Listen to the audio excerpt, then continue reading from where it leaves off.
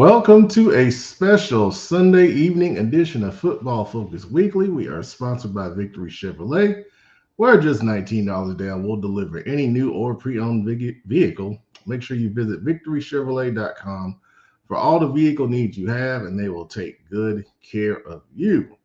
All right, so we are here on a Sunday because I am not available to host the show on Wednesday, and I'm really not available any other day this week. So we're doing it on a Sunday, and I know this is NFL Sunday, and everybody's watching their favorite teams and all that good stuff. It was either this or no show this week, and originally we were just going to take a no show week, but the outcry was so big from you guys that I said, well, let's see how this goes. So I'm not expecting the usual turnout we get on Wednesday nights because I know weekends are really busy and everybody's got things going on. The guys that will be here at sporadic times because they have things going on as well. But you got good old Pep. So whether you like it or not, we're going to preview week 10 tonight. So let's go through what we got on the show tonight. Okay, so we got the rapid rewind. We'll be reviewing last week's action. We'll get into the RPI and playoff previews. For the first time on Football Focus Weekly, I did that a little bit on Between the Lines a couple weeks ago, and kind of gave people an idea of where we stood as far as if your team has a shot at the playoffs or not. So we'll get into that tonight. We'll take a look at our Dirty Dozen and Week 10 CMS Best to Last updates. There's a lot of changes in both. And then we'll go into the Week 10 big games this week and talk a little bit about those. So that's what we've got on the docket tonight. I've got one comment in the bucket. Just Sunday nights, that's the reason why we don't do this show on Sunday night. So Kim is here on time.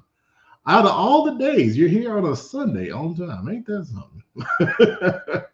Well, Kim, you're the only one, so I appreciate it. We have more people watching. We've got 60 watching live, so you're the only commenter. So you other 59, feel free to talk because there's your opportunity. If you ever wanted to be on Football Focus Weekly and you've been quiet, this is your show because you're going to get showcased today. Oh yeah, Kim. I'm glad that made you laugh there. Not a spam notification. No. I try to keep that under control. Britton, thank you for being here and appreciate it. Kim, I like the Sunday dinner. Let me know what you're having. The Cowboys, I'm sorry. I'm sorry. I just can't watch them. I can't watch them. I mean, after the Panthers beat them, which was great, I can never just watch them, man, because they're fans. Their fans just hurt me to no, I don't know. I just don't like them. Anyway. All right, we got one guy here. Let's bring him on, and he's got I'm sure he's got some stuff to say, so we're gonna let him say it. Co-defensive coordinator of the Independence Patriots, Big I Shelby Adam Weber. What's up? What's going on, Pat? What's going on? I'm trying to see the link out, let people know we live tonight, man. Yeah, you sound quiet. Well, is it? I don't know if it's your mic. It's the headphones. Oh, okay. Do I sound? Can you hear me? Yeah. You just sound a little different, but I'm gonna give you a minute and let you have a moment because you guys absolutely went out and dominated Mallard Creek last week, 35-0. So whatever you want to say, because I couldn't get you on the Friday night show, but how many people are watching? I want to have a big audience. How many? We got 66 right now. But you remember, they're going to watch on the playback, so, Yeah, man. We'll have our usual over 1,000. You have any questions? Do I have questions? Of course I got questions, but I wanted to give you a chance to say whatever you want to say first.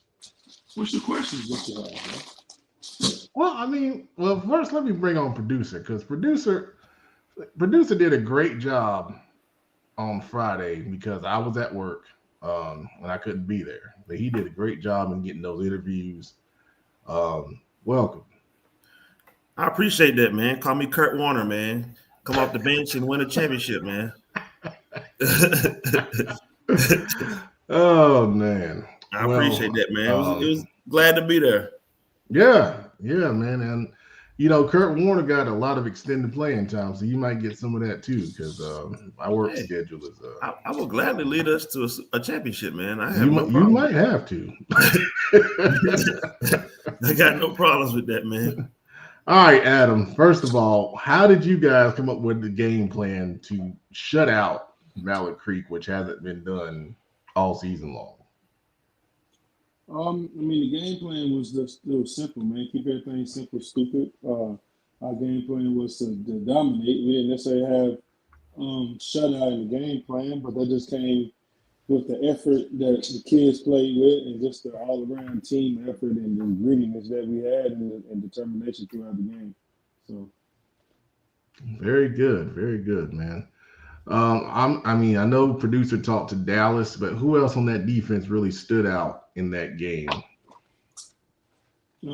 front, Zaire Cromartie had a good game inside where he was getting off the ball and recreate the line of scrimmage. Also, Elijah Sellers, nickel rover, did a lot of good things in the pass game and come up and play the run. Also with our young safety, KJ Allen, that's a junior, he did a good job of setting the edge on a lot of things when it came in the run game, played good in the pass game in both corners, well, all three corners.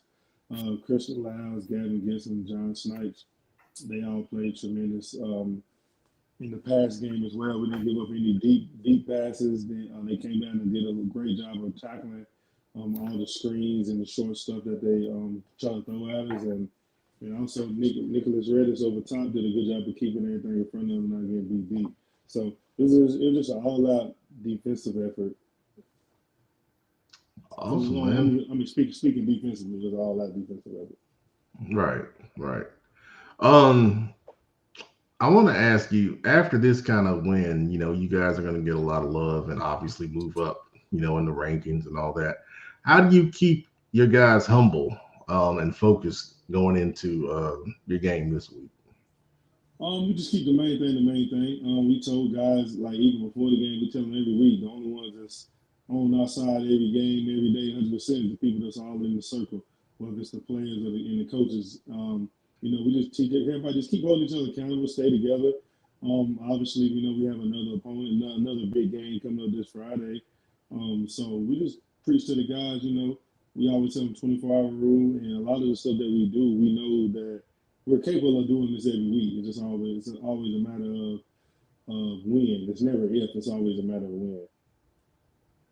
Excellent. We got a comment here about Elijah Jackson. Said he did a great job giving pressure off the edge. Yeah, Elijah Jackson was doing a lot of great things. Really, the whole defense, man. I'm going to go ahead and add Elijah Jackson, Bruce Cutley, Maxine, Khalid Brandon, and also Josh Butler giving us all five of those D linemen alongside with Zaire Cromartie, man. Everybody played a big role in what we did on Friday. Also, everybody, we didn't give up any points, so that means even the guys who were able to get in towards the end of the game did their job as well. So it was just a complete defensive showing, man. It was great. Absolutely. Yeah, Kim, we know about the volume issue. What I might do is go ahead and do what you got to do. We'll come back to you. Can you hear me now? It's about the same. It's about the same. Oh, I know what it is. All right. We'll let Big Eye work out his technical issues. But producer, you were there watching, man. What were your thoughts on that game? It is what I would call a statement win, from a team. You get those wins where a team wins, but they have to lean on one side of the ball. Well, this was not the case. The offense did their part, defense did their part, special teams played well. So complete all-around dominant performance. I call it a statement win because obviously they dominated a good team. I still think Mallard Creek's a good team. Mallard Creek's still going to make the playoffs. All in loss for them, but when you can come out and beat a good team 35-0, that says something. Coach McFadden kind of alluded to that in his breakdown after the game. Just listen to him. Hey, this proves you guys can do it. You've proved you can beat a good team. You've proved you can dominate a good team. Just all around, just great win.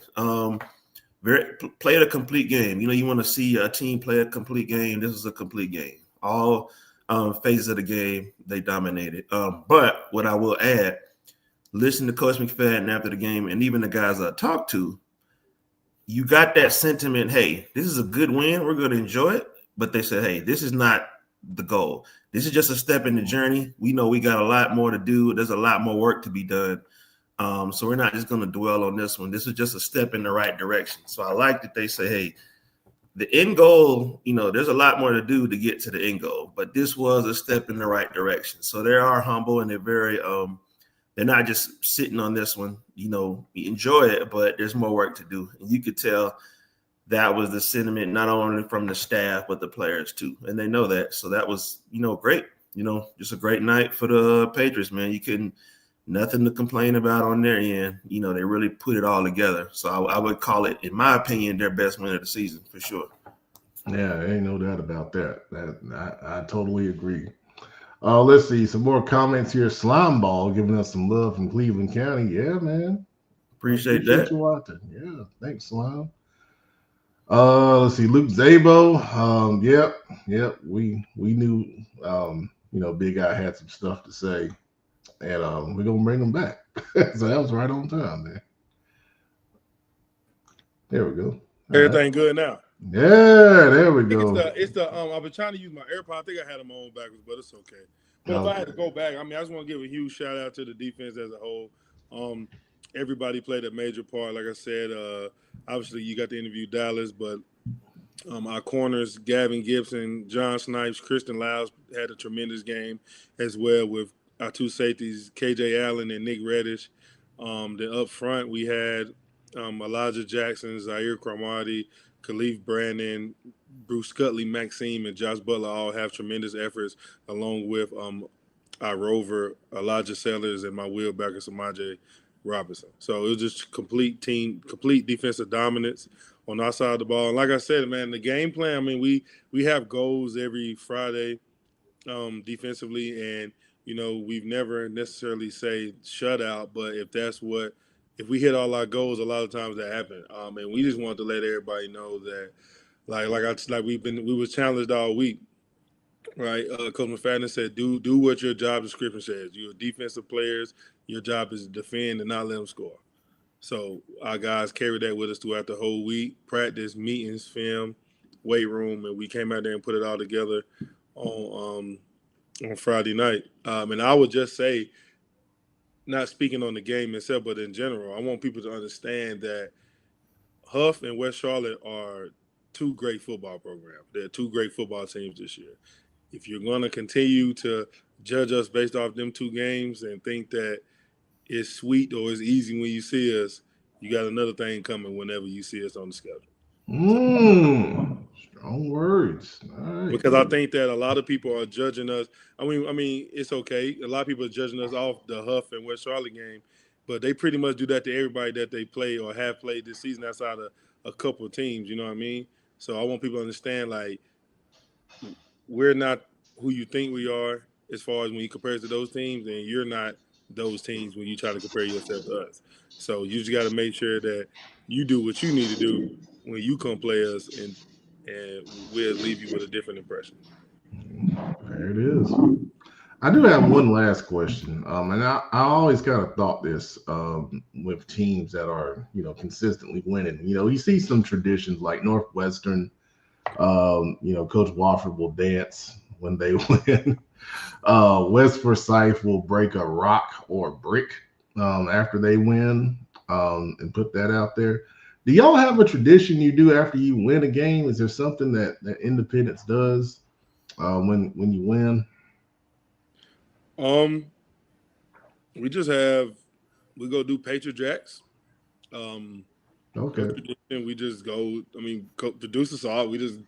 They do our Patriot Jacks, and Coach McFadden talks. Then the coaches talk, and they go back up the hill, out the gate, and go see their parents. Okay. Now, before the game, we do like a a speech at what we call the church. I think that's where I think they did it back in the day from the Independence days and just carried on the tradition. But we don't break rocks. We don't spray paint rocks. We don't anything like that. I mean, No, ain't no dancing. I do. I do think that's cool at a lot of high schools and colleges that do it. But no, we don't have anything like that. Gotcha. All right.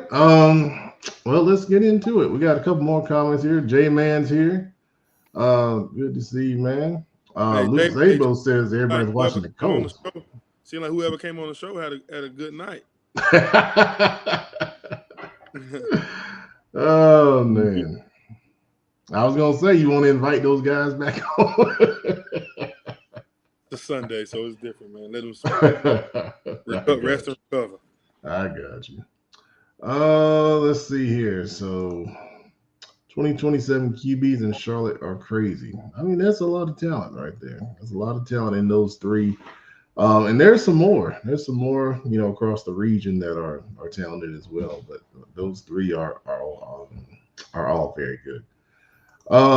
Luke Zabel wants to hear from J-Man. He's at work, so that can't happen. So, all right, let's get into what we got here tonight. We got rapid rewind, RPI analysis, get into the dirty dozen, see that's best to last, and then week 10 preview. So let's get going here. So in these games, Latin Providence Day is not too much to talk about. Latin lost that one 41-0. Providence Day with another impressive victory, remaining undefeated on the season. I believe Coach Greer sent me some stats. Let's see if I can pull them up real quick. Zaid Lott, 8 carries, 134 yards, and 2 touchdowns on the ground. Only threw for 38 yards. They didn't throw it much. They kept it on the ground in this one. The running back, Aiden Gallo, 78 yards and a touchdown. Steele Fletcher had a touchdown. Kicker had a couple field goals, perfect on extra points. And Caleb Cooper, very impressive. 12 tackles, 2 tackles for loss. The standout guy on defense there. We're going to bring on the illustrious Coach Billups. Welcome to the show, Voice of the People. Man, don't do no more Sundays, man. I'll be in full dead mode on Sunday. I'm down here wrestling with a 7-year-old, trying to make sure she wash up. Oh, I just saw you text. Okay. Yeah, I've been fighting with her all day. Well, I know you saw Providence and Palisades, so why don't you take the lead on that one? Man, that game. That was a crazy game. That was like an NCAA game. Like plays college football. Wow. I thought it was up.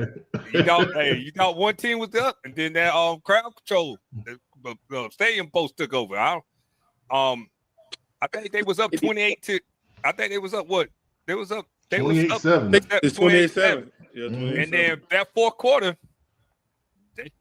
Providence, they started letting that thing go. What, passing game? Mm-hmm. I think that's what it was. I really, how some teams do. They cut them fees off. Okay, so go back. Wow. Well, on that note, I think Luke Metter just sent me or tagged me in his stats here. So he was 24-40, 336 yards, 4 touchdowns. All I know is they had that. I think a lot of that was in the maybe the third or fourth quarter. It was third or fourth. Yeah. That's crazy. That's crazy. Yeah. Because I know in that overtime, Pal State went for it on that 4th and goal, and they got stopped. I saw that play. Yeah. So it was just oof. On that play, was it a read option or was it called? I don't know what it was. It looked like it. It looked like it, but yeah, Providence made a play, baby. They I got to be the first one because I am the biggest critic of Providence High School in the world. But shout out to Coach Wes Ward. That's a win that can really propel them, to places they want to go. Yeah, but it was a big win. No, it was a big win. Like you come back from 28-7. That's impressive. You know what I'm saying? Absolutely. All right, let's see what we got next. We talked Malik Creek Independence already. South Meck Huff went out there and dominated this one 42-10. Not really, too much to say. In South Meck's 6-game winning streak, but South Meck still looks good for the playoffs. We're going to talk about that here next. That game, it looked good for the first quarter. That first quarter, you were like, uh-oh. But then Huff picked it up, man. Like South Meck were playing. Man, South Meck were playing pretty good. Joe had a good game plan. It just Huff is Huff. I got some stats from that one as well from our guy Jonathan Mitchell. Says Jaden White for Huff, 7 catches for 105 yards and 3 touchdowns. Ethan Royal, 16-27, 187 passing and 4 touchdowns and 88 yards rushing. So yeah, they because what's got in play? Tyron in play. Yeah, he's got an injury. It's not major, but he's gonna be out maybe a game or two. We'll see. We could have used him on Friday, boy. There's a question for you. If you're gonna be at the NBA YoungBoy concert? Nah, boy, that's a little too violent for me, boy. Y'all young folks, boy. I had to be in there. They canceled the one in Atlanta. I'm trying to go. So whoever can give me some tickets, let me know. Well, I heard why they canceled it. I don't want to go to that young man's show. No sirree, Bob. He brave enough to perform songs like that in public. Hey, Coach Bill I like to breathe, baby.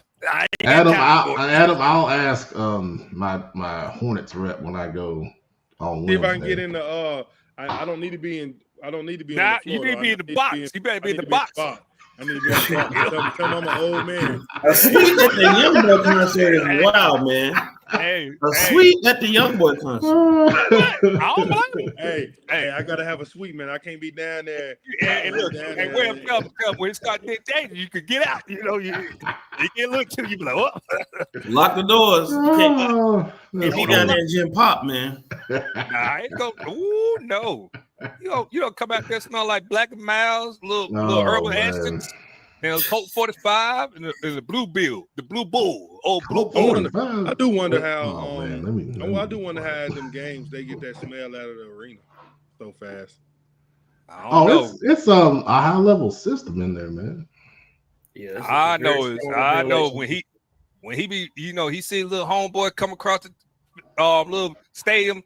Had that little Herbal Essence. I'm like, boy, there ain't nowhere for Coach Bill to be, baby. Ain't no way for no 40-year-old man to be. Nah, baby, y'all get it. When I saw the attire with the ski mask and the shiesty with your pants, with your drawers shown, the skinny jeans with the drawers shown. Nah, oh my goodness. You got it, baby. We'll have to be the live reporter for us. Y'all, please never comment about NBA YoungBoy again. Oh my gosh. Corvian Community School Davidson was a great game. Corvian pulled it out, and I'm trying to get my details. Okay. Corvian won 29-28 in a great game between two well-coached teams. Go ahead, Em. Say hey to everybody, Emery. Look, duck down. Tell everybody hey. Say. Hope you're doing well, Emery. What are we doing? Hey, you already knew she was gonna make a guest appearance. She knew I was old. Ty Siegler, the talented quarterback for Community School Davidson, threw for 185 yards and 2 touchdowns. Zach Albert, the brother of Brandon Albert, talented player for so many years there, had 127 yards receiving. Tyler Johnson, kind of the do-everything guy for Community School Davidson, 82 yards receiving and a touchdown. But the big thing I said on Friday night about this is the championship experience for Corvian pulled them through in these tight situations. Making that run to a state title game, a lot of those guys have been through those battles.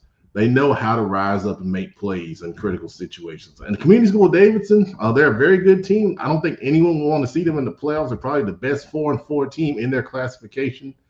But they'll learn from it. They'll learn from it for sure. Hickory and East Lincoln, what a game. Wow. Hickory won this game 31-28. I talked about it on Friday night. Our guy Shay Shottam was there, has highlights. They might be up on social media before this show's out, but Hickory was able to get some critical stops down in the red zone. East Lincoln missed a field goal, and then they lost a fumble down the red zone that could have made a big difference in this game, obviously. Mm-hmm. And once again, kind of like in the previous game, championship experience for Hickory, being in the playoffs, deep in the playoffs, having that experience and knowing not to panic in some of those situations.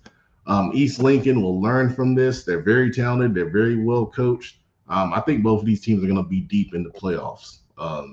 Anyone want to add anything to that? Nah, hey, both of them could score, but like you said, Hickory playing Hickory, getting them defensive stop. That's something new. You know what I'm saying? Hickory always been known since glad Joe been there. Like they can score high power. Yeah. So it was a good game. East Lincoln, don't hold you. That's their first loss, right? That's their first loss of the year. Mm-hmm. You probably don't see a rematch in the playoff. I think you're gonna see a rematch. That possibility. Them two, that was a good game. Lincoln Stuart Cramer. This was a sound the bell alert game. We talked about it on Wednesday last week. Stuart Cramer went out and really dominated 45-21 over Lincoln, giving Lincoln their first loss in conference play. And Stuart Cramer's sitting at a strong 6-2, favored in their last 2 games in the regular season. You got to shout out to Coach Ashton Simmons. The job he's doing in his first year at Stuart Cramer is incredible. I mean, that's not a place where you get a lot of transfers or anything like that. He's doing it with the guys that were there. And it's been impressive. It's really been impressive. They've run the ball well. Mm-hmm. Christopher Worster, middle linebacker, leading that defense. They're a team you don't want to see, in their classification when it comes to playoff time either. Anybody got anything else? You just got quiet.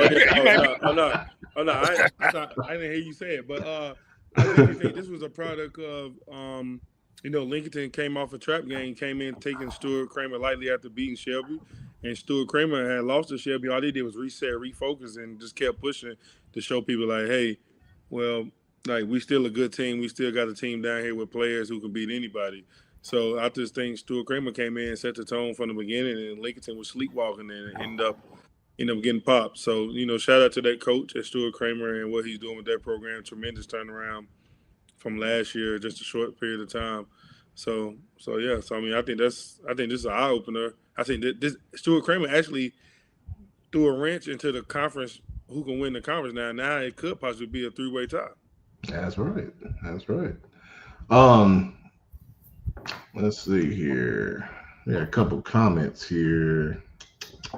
Kim says, keep an eye out for Cam Simpson from Corvian. He's a junior, a good kid, and a beast. Okay.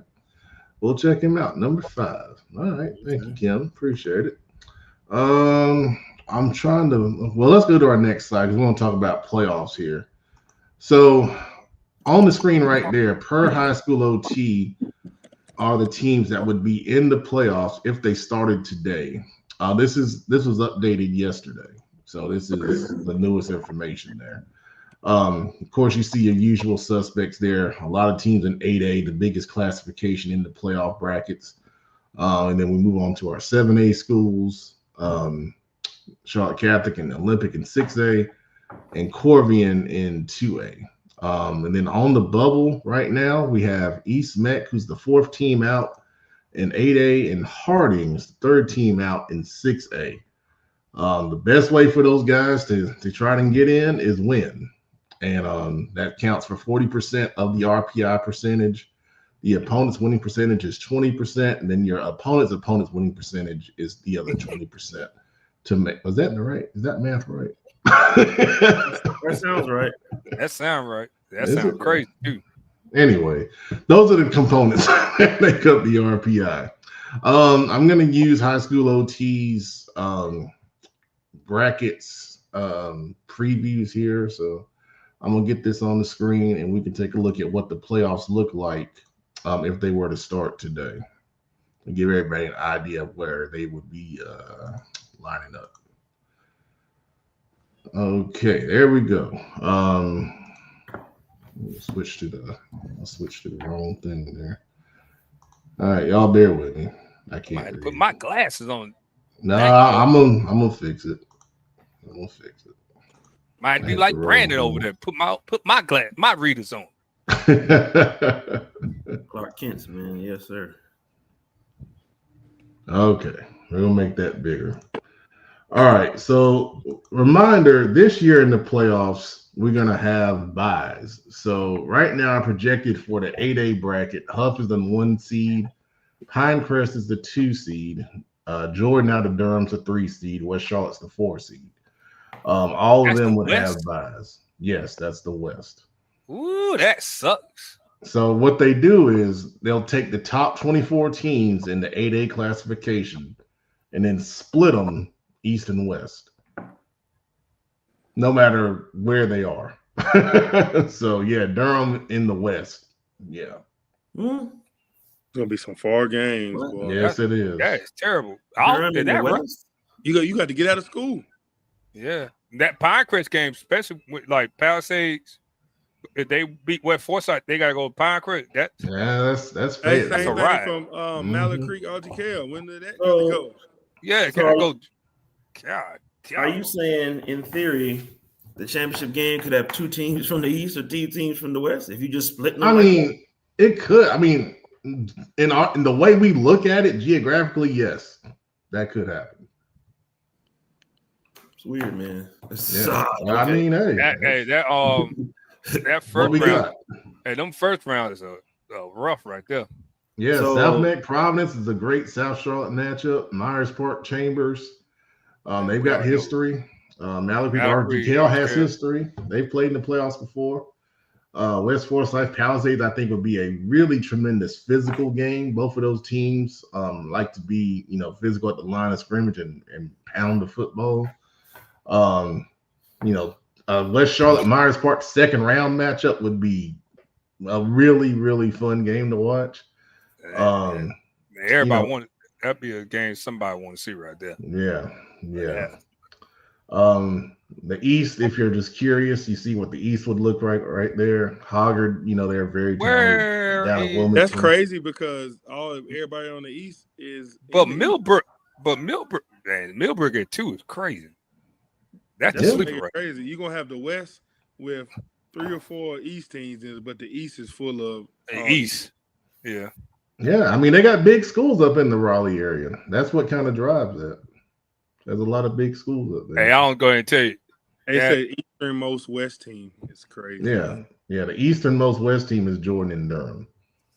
I don't go ahead and tell you that third round where you see Roseville versus Millbrook. Bring your popcorn. Bring your popcorn. Millbrook. No, a lot of people don't talk about Millbrook. Is really good. Heck? Oh Lord. We ain't paid the bill. No, man, that's some BS on there, man. You ain't pay your spam blocker. Yep, that antivirus bill, dude, man. Yeah, antivirus. I'm just glad with something like that. Nothing Ray R like pirates like to say R. Let's go to 7A. Yeah, I'm curious to see because I think Webb and them should have a high seed, but I don't like how they're doing that season stuff. Like they should be a first round bye. All right, so 7A, we got Weddington as the 1. Okay, well, it's kind of big. Who the 2 then? Well, we're gonna scroll down to it because there's more teams. So 4A, they take the top 20. I'm not 4A. God. 8A, they take the top 24. 7A, 7A on down, they'll take the top 48 until they get to, I think, 1A. So there's a lot more teams in the 7A playoffs. So we got Weddington at 1, Davie County's at 8 with a bye, Mooresville's a 5, Reagan a 4, Independence at 3, Richmond at 6, Lake Norman 7, and Grimsley 2. Man, so those are the top 8 seeds there. They got Grimsley in the. Yeah, they're 7A. Hold on. 7A is loaded. Wow. Loaded. They got North Mac had to go Jet in Fayetteville? Yeah. In the first round. Yep. Out North Mac, I'll be like, y'all got that. Your first round matchups: Page at West Cabarrus, Butler, West Meck in the playoffs with no wins. Hey, Pep, I have a question about this. Yeah. Like, it's going to be crazy for travel because, like, what if schools don't have necessarily the funds to get a charter bus to go to these? Like, especially that North Meck, they want to ride there in school. Think about it. Yeah, find a way, man. Like, that's going to be crazy because I know, like, I think what's the rule? If it's longer, well, I don't know if it was a rule. I think they had a rule at Shelby if it was more than 2 hours. They don't get no more. You want to know why I know? Because when I was at Providence, we went to play Pinecrest, and we thought we were getting a charter bus. No sir, Bob. We was on that yellow bus. I was mad. That's all based off your school too, though. That's crazy if you have to ride a school bus. No, I think the based off if they want to buy it, if they want to pay for it. Yeah. Like really, if they want to pay for it. But you are correct. It used to be a rule when we was in school. Yeah, that was. But it's not no more. Coach Dub, Robert Washington is here. Welcome to the show. What's going on, fellas? It was that A.L. Brown McDowell game. A.L. Brown McDowell's much improved. They're much improved. McDowell good though. Yeah. I'm gonna say that Jack Brick, Jack Brick. Can I ask a question, Matt? Yeah. So no shade to West Meck, but how does the math work out where you can be winless and still get in? It's just a numbers thing. There's just not enough. Yeah, their strength of schedule because it's very high. I mean, it's like at 80%. Man, Marvin Ridge, Chapel Hill got called Marvin Ridge. That's yeah. There's some riding, boy. There's some riding. There's the East. Hey, go back up to the West. So then you would have Independence. No, Richmond had to come to Independence. Well, I hope y'all keep that high seed, boy. Because ain't nobody want to do all that drive. Even Richmond not a bad drive. That's not too bad. No, that Jack Brick, man. Jack Brick is in the middle of Fayetteville. Like, I don't think people know what Jack Brick is.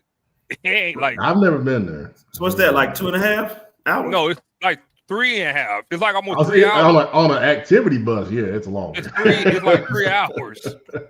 It's That's like a long time to sit, man. It's in the middle of it's in the middle of Fayetteville. So you talking about that game get over at 7. Them kids ain't getting home till 1, 2 o'clock in the morning. Mm-hmm.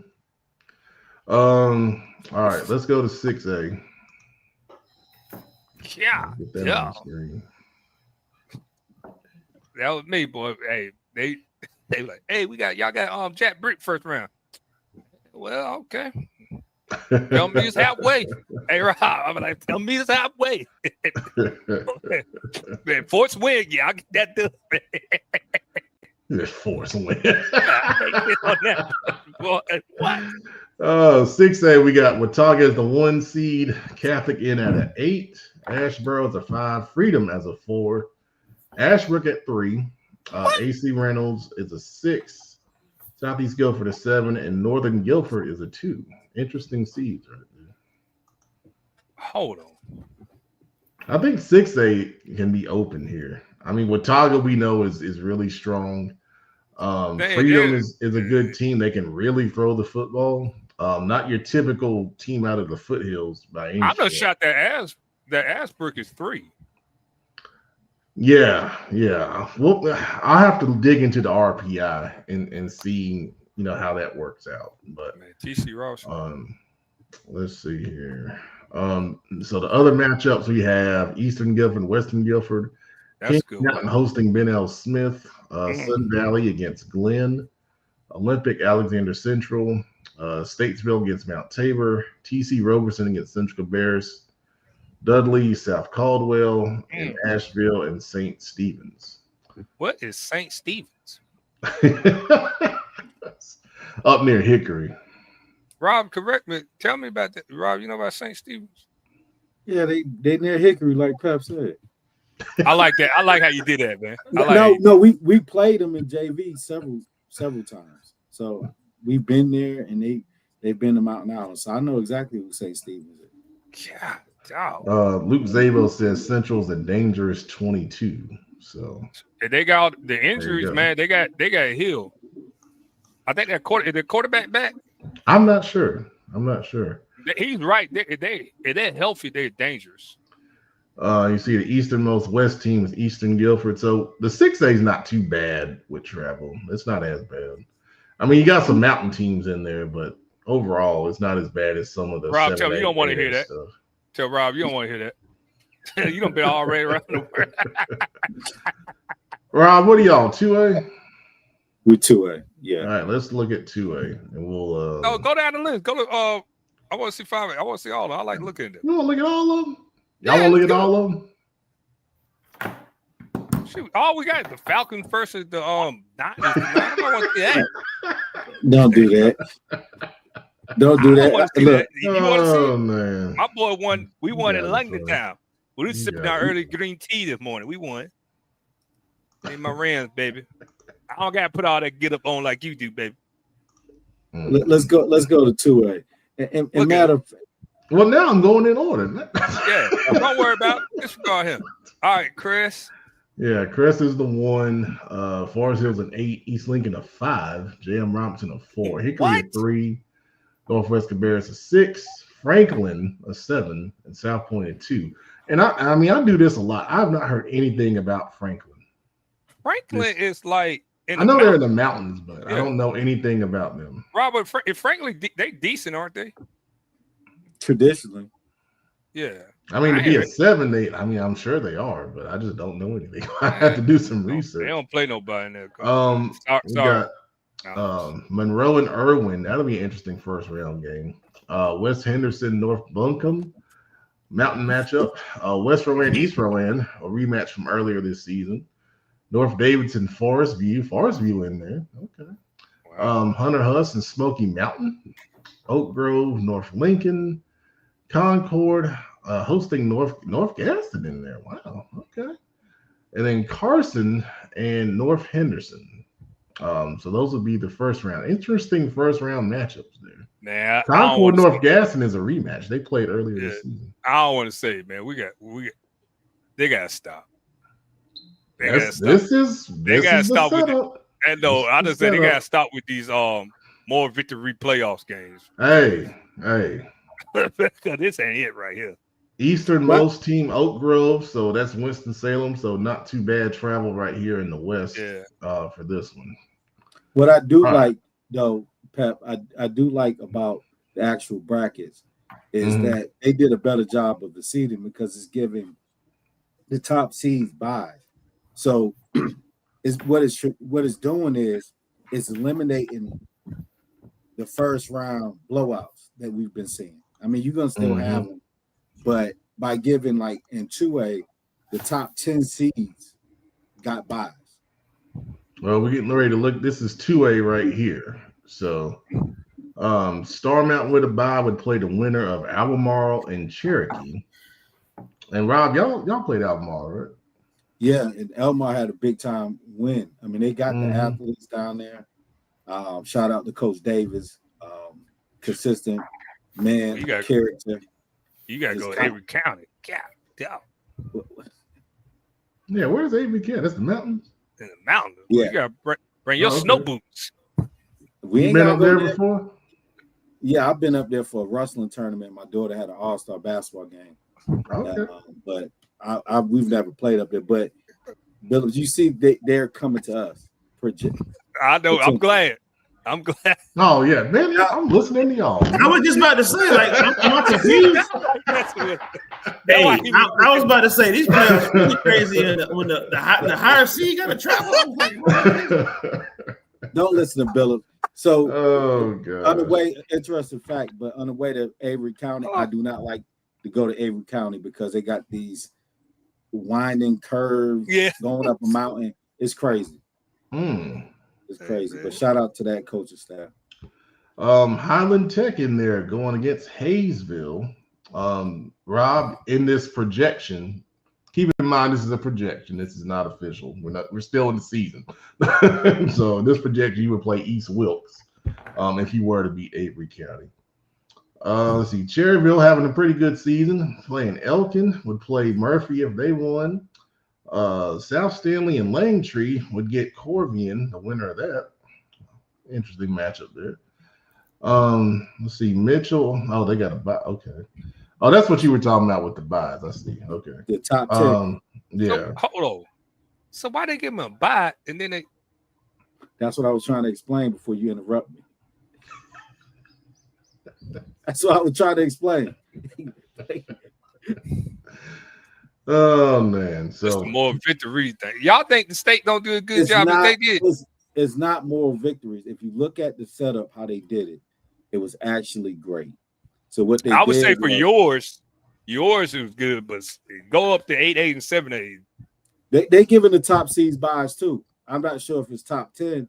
It's the top and 8A is the top 4, and then on down is the top 8. Yeah, so if that seed, if they're playing each other, it should be a competitive first round matchup. It's not going to be like, your top seed playing the worst seed, and then they happen to travel. So we don't come back to this state. I like this. Now I think this tried to address the issue, and they did the best they could.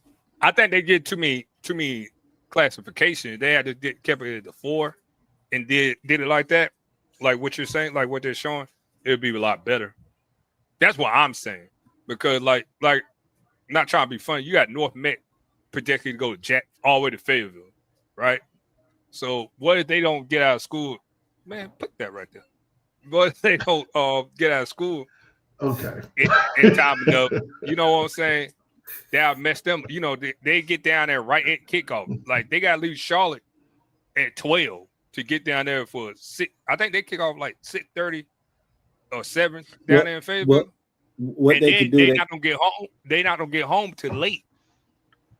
So, welcome to our world. We've been doing that all. No, year. I understand. I played. I coached 3 games like that.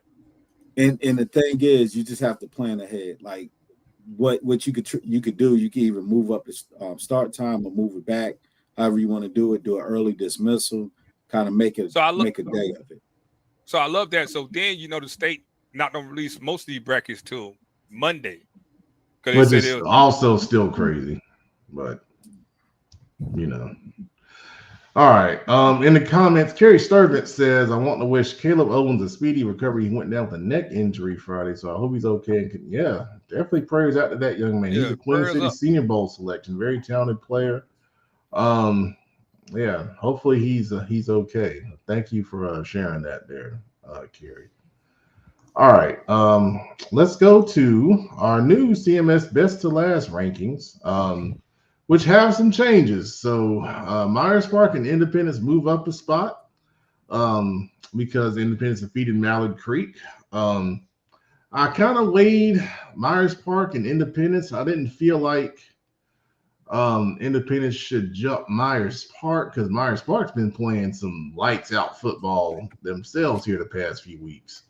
But they've got a big game we're going to talk about against Huff, and obviously that game's going to go a long way in determining, what these look like next week.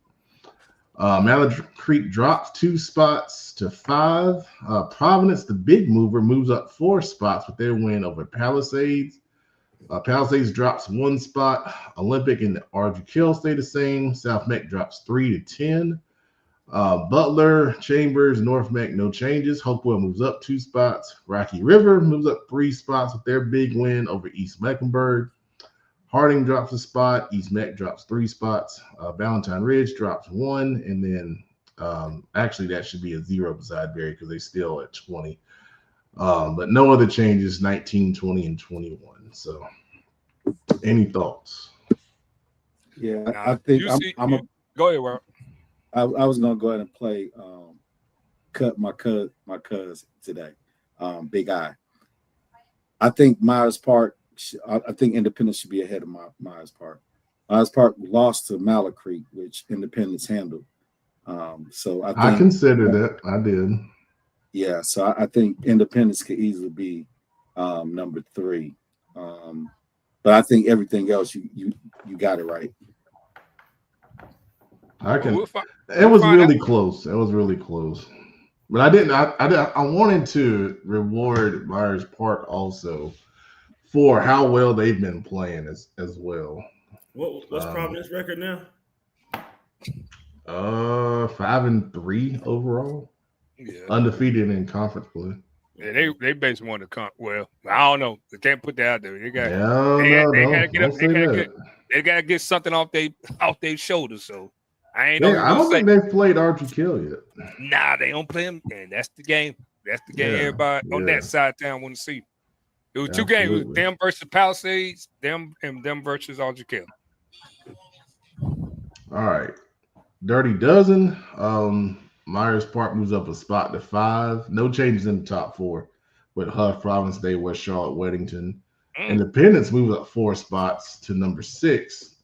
Mooresville 7, Crest 8, Ashbrook 9. I know y'all like Ashbrook over Crest, but that'll get settled this week also. We're going to talk about that here in a minute. Mallard Creek drops to 10. J.M. Robinson moves up to 11. Lake Norman joins the dozen at 12. And then on the edge, Northwest Cabarrus, Sun Valley, Porter Ridge, Stuart Kramer, Corvian, Palisades, and Forest Hills. Thoughts on the dozen? Nah. That is good. Now you've been rolling, Pep. Like the last couple of weeks has been on point. So, well, appreciate it. We appreciate it. Well, right. I will hope, Pep. I know Independence. You see that on the edge? On the edge, yeah. Gaston County, we play football too. Let's go. Wait for that. All right. Let's talk about these big games. Myers Park. Oh, I'm sorry, Illustrious. This is your segment. My fault. I just saw the Giant got beat by the Broncos last second. Wow. Oh, well, great. You got Huff. Wow. I can't believe that, but hey, it is what it is. You got Huff going to Myers Park. This is gonna be a big game for that conference. This is probably, no offense. There's only like 2 games in that conference, really. Just being honest for both of them. So I think this is the one you don't see Myers Park really about what we've been seeing, which, we got some questions to ask even after what happened with Independence, like ran the ball up and down Mallard Creek. That was very impressive win. But this game, can Huff O-line deal with that Myers Park front? And can Myers Park offense, that run game, get going against Huff front four, where they D-line their linebackers? Because that's where I think the battle is. Because you already know Smoke don't fall to Portis all around. So you already know that's going to defeat one thing. I don't know about that. Why do you say that? There's a guy called Brody Keefe. No, but I think Brody Keefe is good. He's really good. I'm not saying he's not, but I think Smoke don't take the deep threat out. And I think Portis is that deep threat. So, but Smoke can go wherever he want to go. You know what I'm saying? Well. Chauncey will make that call. But the other corner over there at Huff, I don't know the young man's name, but he's really good too. Micah. Yeah. Oh, duh. But Micah could play football, man. I had Michael when he was a sophomore at Cox Mill, and the play he is showing at Huff. You see Michael play. Michael Bright can play football. He's a football player. He's an old school football player. But I don't know, man. It's gonna be a good game. The running back for Myers Park, he don't have to show me he a dude. He showed me. No, he's a dude. He showed me he's a dude against certain team. This the game I want to see. He really, really that dude. Like that's all I'm saying. Like, if you have a big run game against Huff, you are a man child. Like it's the Grimsley running back who's doing what he did to Huff. Mm-hmm. He's doing in college right now. Mitchell Summers is showing he's probably the biggest letdown that Carolina or none of the North Carolina schools, colleges we didn't go for. So, but I'm very curious to see what that Myers Park D-line versus the O-line. I think that is the matchup to me. I totally agree. I'm very excited to see that. We don't get too deep into the O-line, D-line matchups. And, some coaches tell me we should. But, the fans want to hear about, the guys that have the ball. Y'all don't want us to bore y'all with that. Because I can get into technicalities of O-line blocking, but I don't think a lot of y'all want to hear that. Yeah. But It's an elite matchup here with the talent that Myers Park defensive line has, especially on the ends with Dunham and Lewis. Those two guys, both in the running game, setting the edge, pass rush. Now the caveat though, Ethan Royal is an excellent dual threat quarterback. We saw against South Point, he got out of several would-be sacks. Me and producer, saw it live. His scrambling ability is some of the best that I've seen in a long time. So those off-schedule plays are going to be big. Myers Park's going to have discipline in the back end, and making sure they stay sticky to their receivers in coverage. Now they have a lot of talented guys in the back end, like you said with Portis. I know you're talking about Chaz Portis on offense, but his brother on defense is having a monster season. He's showing why he's going to Miami. He's been lights out, man, both in run support and in coverage. Josh Hines kind of gets forgotten about at the safety level, but he's committed to Charlotte. Very athletic and rangy, can cover a lot of space. When these teams played last year, Huff dominated this game, but I think Myers Park has come a long way, and that's a testament to Coach James and his staff for the job they're doing. Now, Myers Park offensive line is big. They're strong. They move off the ball well. They work well as a unit. That's the thing I really like about them. And then the running back, Josh Falzerano Jr., gets in behind them. And when Myers Park defeated Weddington, the formula was balanced offense. They found big plays on the outside. Brody Keefe and Portis made plays down the field. They ran the ball, kept possession, and then they forced a couple turnovers against Weddington. That's going to have to be the same formula here against Huff.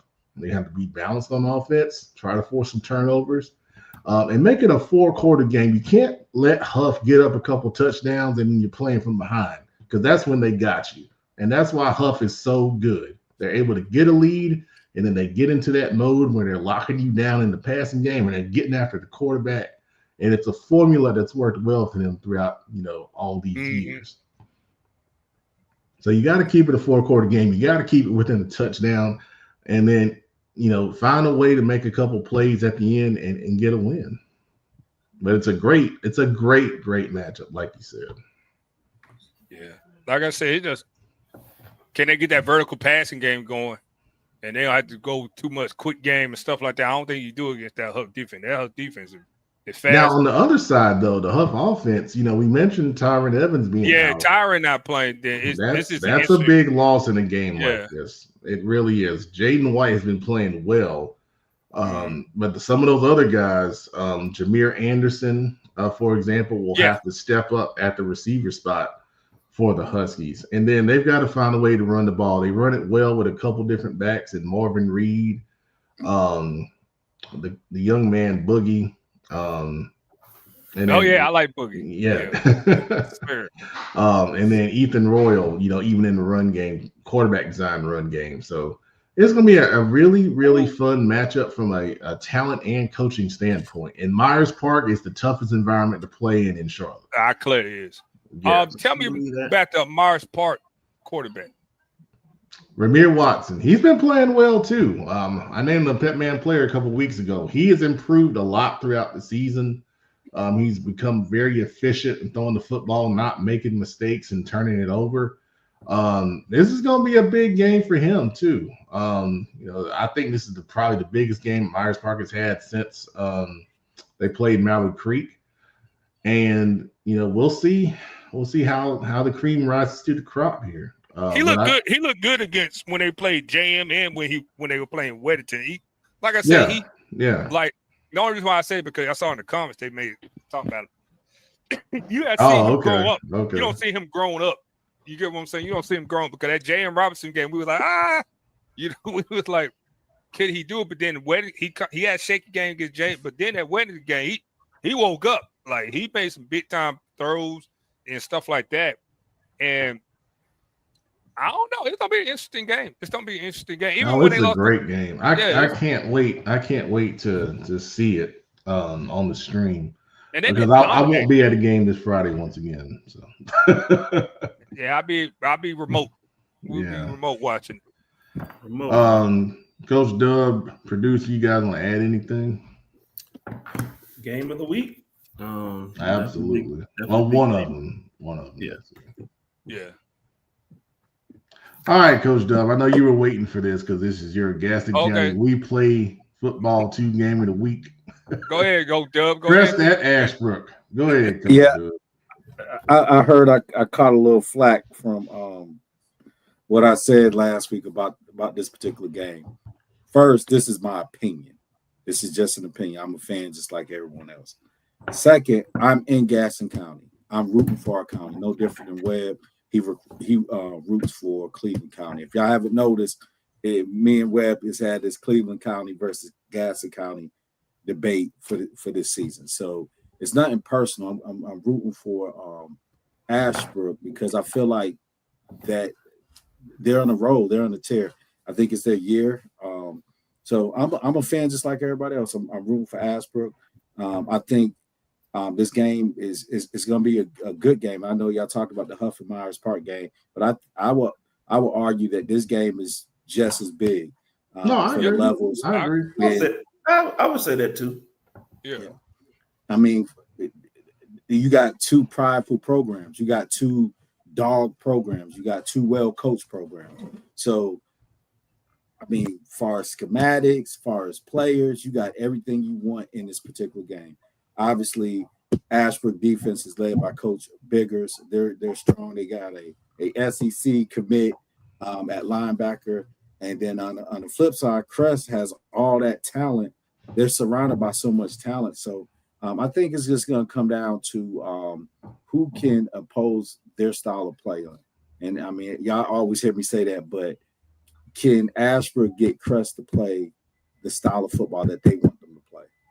So it's just going to come down to that. And I won't be surprised if this game comes down to the wire or it goes into overtime.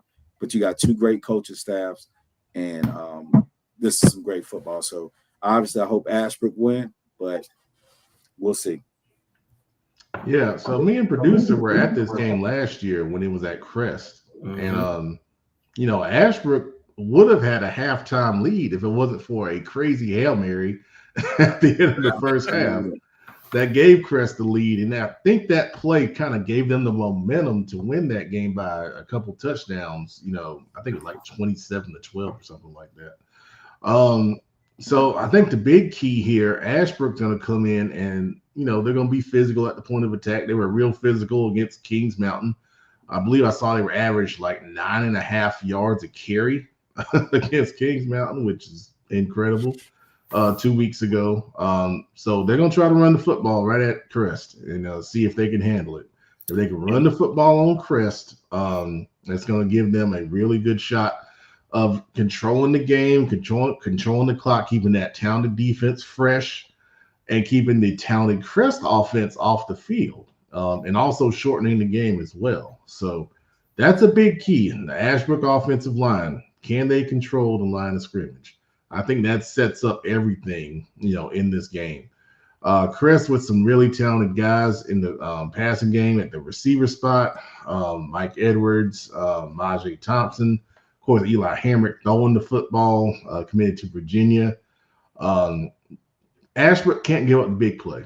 They cannot give up the big play because if they control the line of scrimmage and run, and turn around and just give up a big play, that's going to defeat the purpose of trying to, control the tempo of the game. That Hail Mary did take some life out of them last year, and because they were right there. And I don't like to say this often, but every once in a while I'll say it, that the game was closer than the score indicated.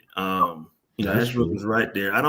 Like I say, I don't usually like to say that, but Ashbrook was right there. And from what I can tell, this is quite an improved Ashbrook team from last year. So I'm curious to see how this plays out. But they were right there. If you take out that Hail Mary, I mean, that looks a lot different. But yeah. I think the other key here is Ashbrook has some more threats on the outside that they didn't have last year. You're talking about a guy like Riley Hicks, for example. If Crest is going to come down and try to put 8 in the box and leave him single coverage, he can win on the outside for some big plays down the field off play action. So that's another consideration here. So this is a really great game, and I'm excited to see. Billups, what you got? Hey, you already know what I'm gonna say. I'm riding the wave, baby. I'm riding the wave, baby. Hey, I ain't gonna even lie to you. I want that team and that coach staff to win so bad, man. They deserve it. So hey, I'm riding the wave, baby. That's all I'm gonna tell you. I'm gonna ride the wave. All right.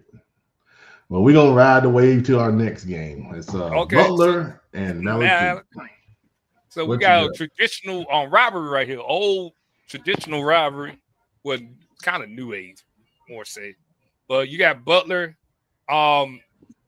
They kind of finding themselves. They lost. It was a good game. They played West Shaw pretty good last week. Yeah. They played held them to 21. That was the formula. Hold them to 21. They just couldn't get anything on offense. Yeah. And the offense just couldn't get going. But you expect that against West Shaw. West Shaw is a very good football team. This is a bad game, in my opinion, for Mallard Creek because Independence has so much success running that ball straight at Mallard Creek last week. So, Coach Hales, he's a wizard. He's going to see that. And I'm going to tell you, you don't get a whole bunch of that.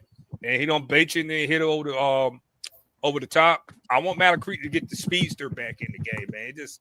He was like non-existent versus Indy. So I would like to see him get back in the game. But I think they'll get the same thing they got against Independence, to tell you the truth. That's just me being honest with you. Yeah, Mallard Creek played that Independence game coming off a bye. And, I saw Coach Tinsley kind of talk about that before the game. And, he was saying that byes, can either go good or bad. The rest can help you or it can hurt you. And we saw it really hurt them, Yeah. I'm really interested to see how Mallard Creek bounces back from – they hadn't been blown out like that in a really long time. Outside of the Grayson game. Yeah, nobody in Charlotte. Right. Done that, yeah. You watched that game, you were shocked. Like, when I was shocked. Like, you gotta get Independent, you gotta get out their props, but I had never seen somebody run the ball straight up out of Creek's throat. Like it was just bad. Like I was like, man. Mm-hmm. Yeah, to your point, you mentioned Khalil Price. I agree. You got to get the ball in his hands. Good things happen when you get the ball to him. He's a threat that can take two out of the passing game and then kind of open things up, for some other guys to make some plays. So, real interesting to see how Mallard Creek bounces back and if the Butler defense, can play well again. If they are, I think, like you said, Butler's offensive style lends to some possible success, against Mallard Creek, since they are having some trouble stopping the run. So, really interesting game there to watch. Statesville at Mooresville, both teams 6-2 coming into this one. Hey, you already know he's in the chat. J-Man, Statesville better be ready. That's all I'm gonna tell you. Yeah, well, I don't know. Mooresville is one of them teams. Like Mooresville, I think they've been doing a lot lately. Like letting that run, set the pass. And they do that. Mooresville made things very interesting in their division. They played 7. They on 7-8, right? Yeah, they're 7-8. They're gonna make that 7-8 come. They're gonna make it very interesting because they running game and they got threats on the outside. Yeah, like they got so many threats. They got probably one of the best playmakers to ever come out of Cabarrus County playing DB right now for them because they got so much threats on the outside. You know what I'm saying? And then when he get over, he go in the slide. It's lights, camera, action when he get the ball. So that tells you, but that running attack led by J-Man, you ain't saying that just because you watch the football, Hey, that boy, he all action. I like it. He's all action. You like that. But for Statesville, to your point, for Statesville, I think it starts with stopping the run game. They got to worry about that defensive front. Yeah, you can't have any success unless you stop the run against Mooresville. Now, they've got some big guys up front, but the key is going to be tackling in space. Yes. We talk – J-Man's our guy, but seriously, when you look at him, he's got excellent vision. and he makes cuts that, it's kind of in the mold of Jaden Jones a little bit. The way he runs the ball, he just sees things that other people don't see, and the control chaos, and hit it with speed and agility. So he's the engine. He's the engine of the offense, and then everybody else can kind of play off of that. He gets going, everything else opens up. Like you said, the guys on the outside, like Dominic Moore and Gavin Barber at tight end in the middle of the field. Chance Boss getting off on the other side.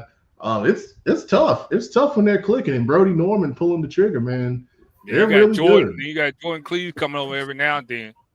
And then you got to give credit. I was probably the biggest two critics. Them two edge rushers over there at Mooresville. Oh, yeah. I got to be quiet because I thought the one was coming from Hickory Ridge. I thought he was not going to show him, but he is showing everybody that he deserves his ranking, and all that stuff. That secondary is, but you can't tell because that rush, them edges are getting. And that's what we said. We keep talking about Jason McCallum, who's, by the way, committed to Vanderbilt. Now, how good does that look? Exactly. And then KJ Gillespie on the other side. Them kids are a different maker, man. Yeah. It's very impressive watching. Like, salute to the coach over there. But I was one of the people like, I gotta see, you gotta show me. And then, when they told me Jordan was playing corner, I was like, what? But Jordan could play corner, but I was like, he's dynamite. And you tell me, and now I've been watching, I'm like, okay, let me shut up. These last three games will kind of fly through. Mount Pleasant and Monroe. This is a battle for the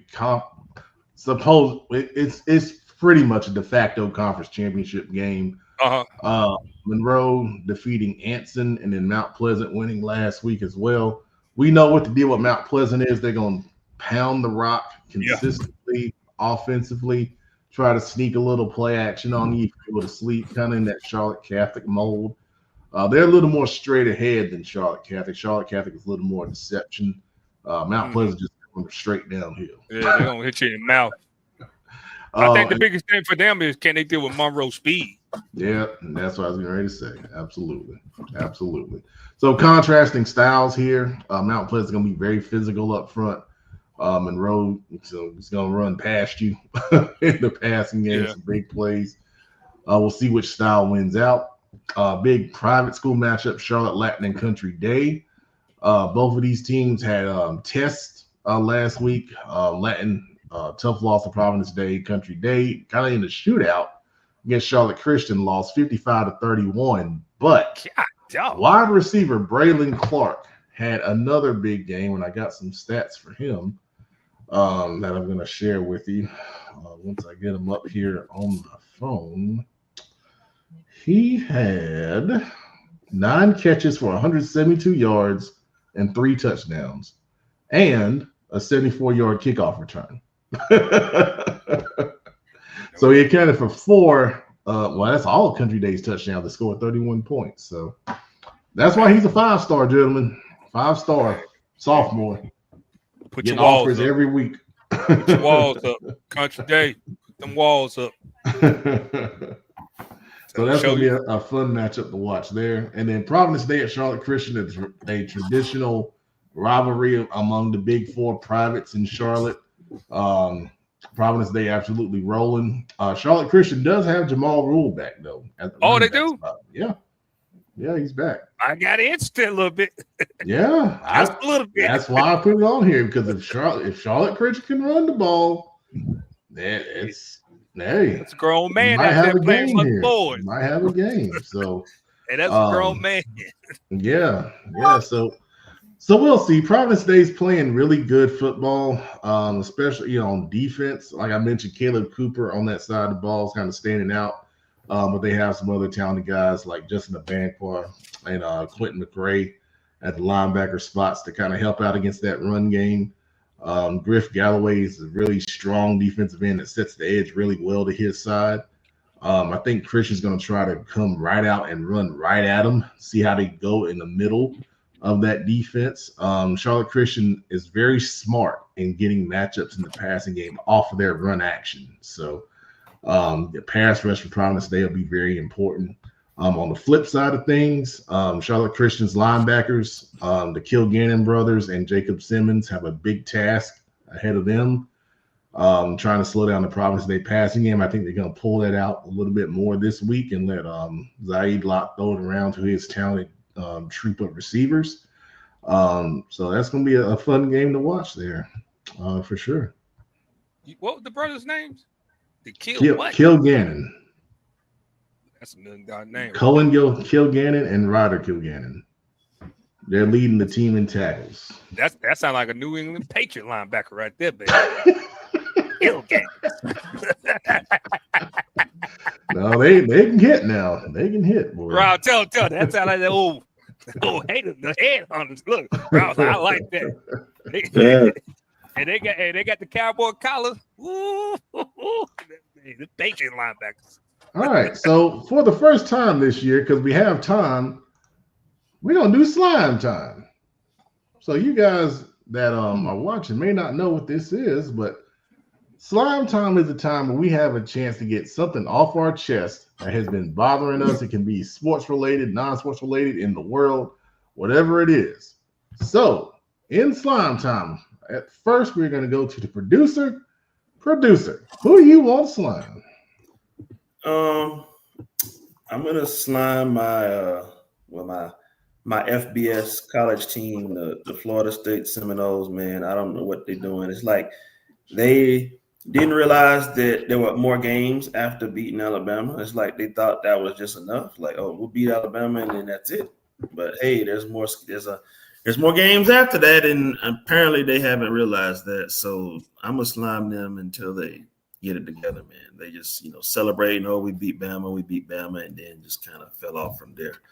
So there needs some slime to maybe get them going. Yeah, I kind of agree with you there. It's well-deserved slime. My goodness. Mine's gonna be funny too. Coach Dub, who do you want to slime? I want to slime the offensive coordinator for the Philadelphia Eagles. And I'm not an Eagles fan, obviously. I know, but he took over a Ferrari or a Lamborghini, and he's new this year, right? You got one job: get Saquon Barkley the ball. It's just that simple. And this is a little biased because Saquon's in my fantasy, so he ain't been putting up. He hasn't put up any big numbers. So again, I got to put that disclaimer up there. This is based on fantasy, but they won a Super Bowl on the legs of Saquon Barkley. That play action with Jalen Hurts, it works every time. Having Jalen Hurts be the traditional quarterback that's dropping back, scanning the field, you're not going to be successful doing that. So get back to running the ball, scheme it up where Barkley is put in great situations and play action. And y'all got another Super Bowl, potentially. All right, Philadelphia Eagles, I hope you're listening. The illustrious Coach Brandon Billups, who would you like to slime? Carson Beck. You messed my perfect season up. You better be glad this is I can't say what I really want to say. But you boy. I don't know who you throwing that ball to. Got dirty. I thought the U was back, but nope. Here we go doing the same old dumb stuff with this Pilgrim at quarterback. But I'm slamming Carson Beck. Lord Jesus.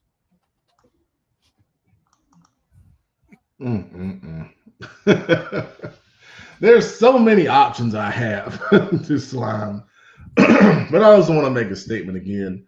If you have a fake media pass, I'm sliming you. Because come on, man. You're making it hard for people like me, producer, and everybody else that's legit out here that goes to cover these games, going through 18, 19 steps to try to, cover high school football for free. I mean, it's crazy, man. So you got a fake media pass. I'm sliming you. Get in line with a team somewhere and produce team content like some of these guys are doing. Legacy 20 Productions doing a great job at Huff. VBD Media doing a great job at North Mech. And several others out here. That's the way you want to cover high school football and you can't get an NCHSAA pass. get with a team. I'm sure they would love to have you and produce regular content for them, man. That's how you get, your work out there. So that's slime time, and that's our time. We got one comment left here. Thank you, Luke. I appreciate that.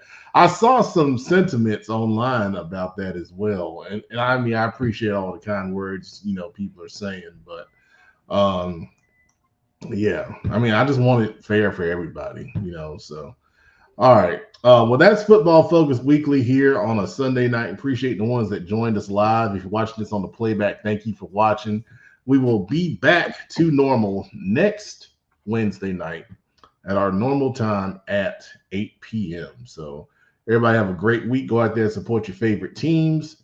And good luck. And everybody stay healthy on Friday night. Someone asked on Friday Night Live, will it be Friday Night Live next week?